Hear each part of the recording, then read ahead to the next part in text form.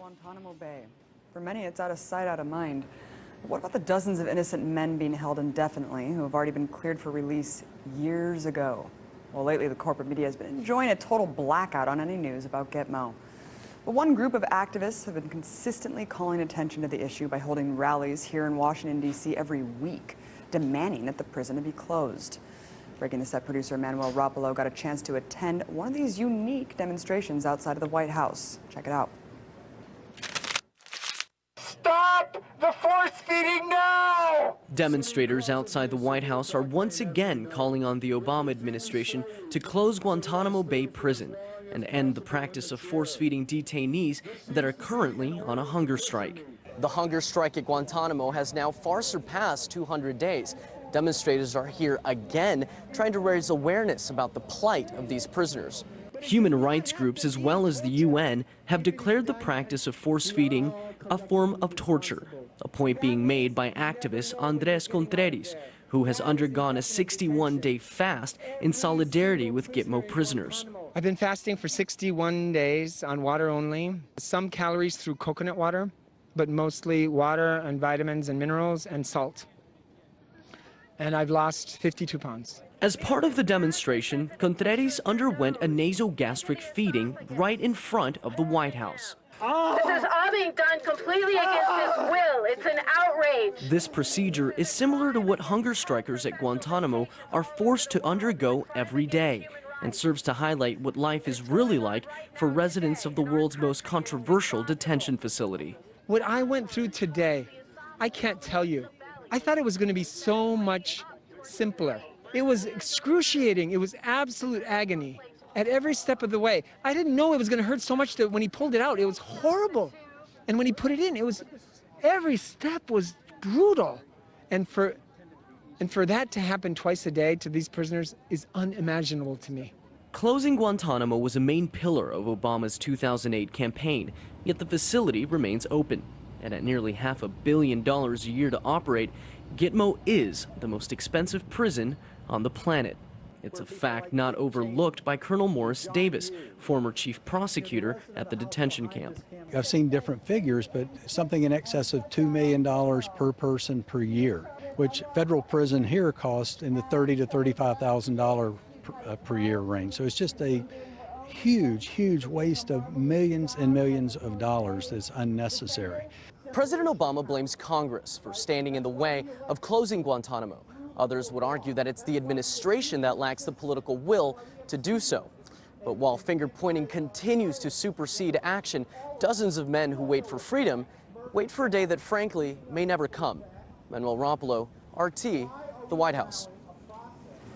Joining me now to talk more about Guantanamo Bay and the force feeding of these prisoners, BTS producer Manuel Rapolo. Hi, Abby. Hey, man. So, yes, all this finger pointing is going on. Awesome job, by the way. But isn't it true that Obama can use national security waiver to release the prisoners?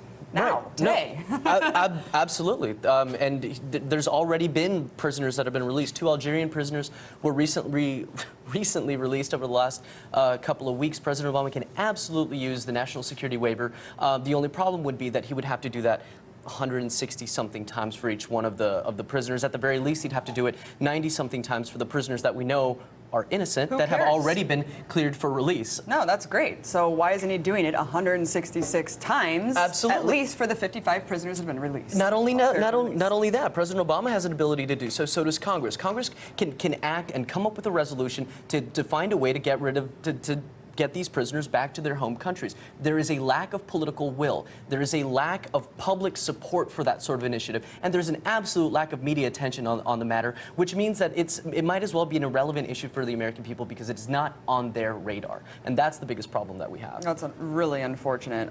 Let's talk about this horrific force-feeding procedure. It was really hard to watch that guy. And, you know, Manny, we've covered this before on the show, and Mos Def, the actor and rapper, went through the practice on camera, and people were like, oh, he's an actor, he's not really being hurt. I mean, was your friend acting here? This is absolutely hard to watch, especially knowing Andres. I've worked with him in activist circles in the past. He lost 50 pounds off of this hunger strike. What he's undergoing, what you're seeing right now, they're using a 6mm tube. What they use on Guantanamo prisoners is a 10mm tube, so it's far more harsh. And that doctor that you see next to him, I had a chance to speak to him for a while, and what he was explaining is that this doesn't have to be torture. Using a nasogastric tube for feeding is standard practice for people, you know, when you need to be fed. If you are not complying to this, if you're not doing this willingly, that is torture. That is a horrible thing to do to a person. If the tube goes in too far, it can pierce the brain. If it goes in too deep, it can pierce a lung. You can drown. You can get an infection from this. There are a number of risks associated when it's done correctly, let alone when somebody is fighting to not have this done to them. We know that they are, and they're doing it twice a day to these people, twice a day, every day, to half of these prisoners at Guantanamo Bay. And I just can't stress enough, that the UN has already declared it as torture, force feeding the prisoners. Manny, I can't help but notice that you're wearing this little orange ribbon right here.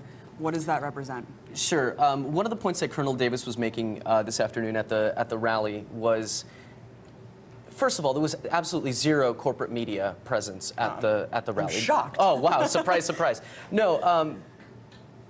As journalists, as activists, it is not our job to tell people that they have to care from a humanitarian standpoint. They don't have to care about the illegality and unconstitutionality of Guantanamo.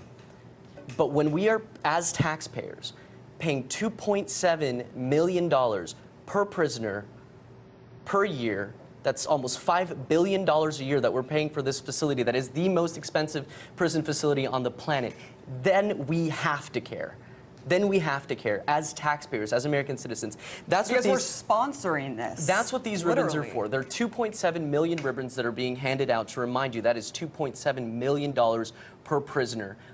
That's outrageous. That's outrageous. From a fiscal standpoint, Americans should be outraged alone.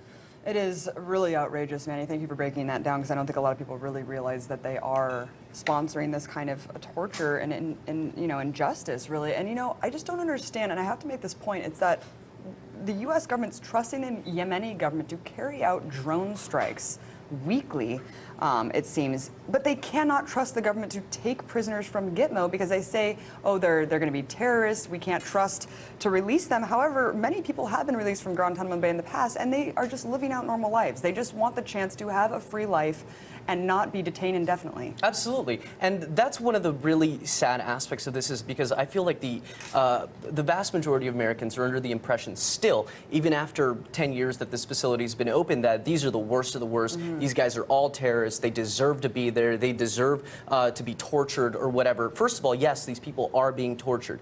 Secondly, half of these men are innocent. There are no charges against them. They have been, for the most part, being cleared for release, and the vast majority of them are Yemeni.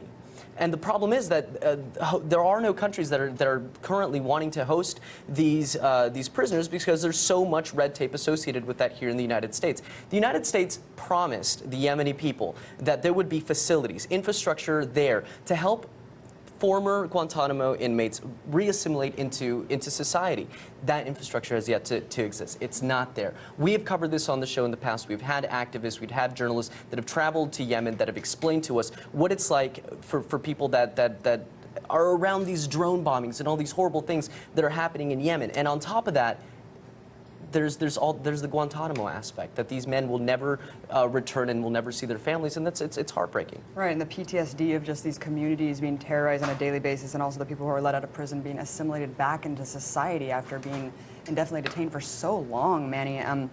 It's a travesty, and also it's not so black and white where it's either you're guilty or not. There's layers of association with Al-Qaeda there. It's almost like a gang force. It's not like they're in Al-Qaeda and they're terrorists. So it's just such a convoluted issue. Thank you for breaking it down and shedding some light on this really important humanitarian crisis that we need to hold our politicians accountable for. Manuel Rapolo, appreciate it. Thanks, Abby. Happy birthday. Thank you.